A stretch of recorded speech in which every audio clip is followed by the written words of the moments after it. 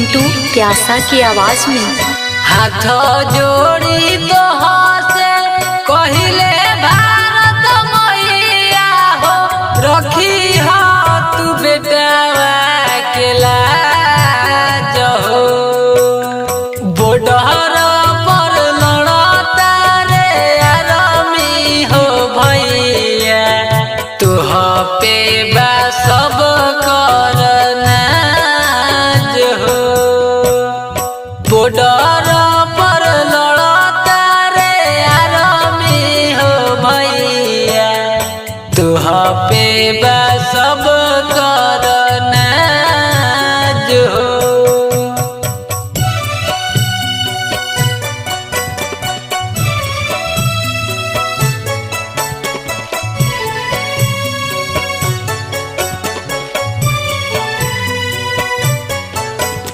लगल बा लड़ाई सुनी डर जाता दिल हो, ऐसन दुख माई के कर फील हो। देश खातिर माई हो बेटा सरहद पर बहावत लहू के धार हो। बॉर्डर पर लड़ता रे आर्मी हो भैया, तुह पे बा सब करना हो। बॉर्डर पर लड़ता रे आर्मी हो भैया, तुह पे बा सब करना हो।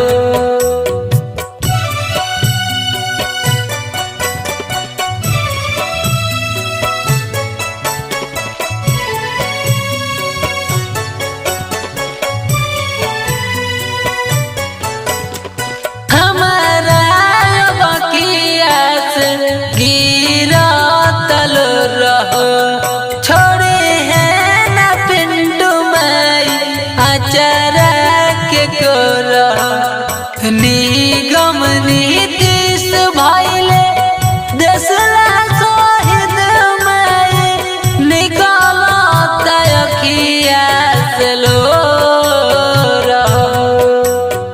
बॉर्डर पर लड़ता रे आर्मी हो भैया, तुह पे बा सब करना हो।